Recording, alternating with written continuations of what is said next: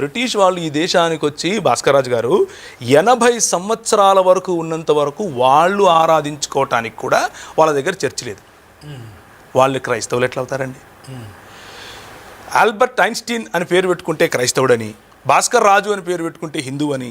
ఇది కనుక స్టాండర్డ్ అయితే నేను హిందువుని అవ్వాలి, నా పేరు ప్రవీణ్ కుమార్. అది కాదు సార్ స్టాండర్డ్. స్టాండర్డ్ ఏంటంటే ఇదిగో ఈ 66 పుస్తకాలు ఉన్నటువంటి బైబిల్ గ్రంథాన్ని ఎవడైతే విశ్వసిస్తాడో వాడు క్రైస్తవుడు అవుతాడు. ఒకవేళ ఇక్కడికి వచ్చినటువంటి బ్రిటిష్ వాళ్ళు క్రైస్తవులే అయితే విలియం కేరీని రాకుండా ఎందుకు ఆపుతారు? జీగన్ బాల్క్ గారిని రాకుండా ఎందుకు ఆపుతారు? క్రైస్తవ మిషనరీ సంస్థలు రాకూడదు అని వాళ్ళపైన చట్ట వ్యతిరేకమైనటువంటి అంటే వీసా ఉల్లంఘనలు అన్న పేరు మీద దిగిన వెంటనే ఓడలెక్కించి ఎందుకు పంపిస్తారు? వాళ్ళని ఇక్కడ రోడ్డు మీద కొట్టి చంపుతూ ఉంటే కూడా మాకు పట్టినట్టు ఎందుకుంటారు అని అంటే వారికి క్రైస్తవ భావజాలానికి ఏ సంబంధం లేదు కాబట్టి. బ్రిటిష్ వాళ్ళలో క్రైస్తవులు ఉంటారు. భారతీయుల్లో క్రైస్తవులు ఉంటారు.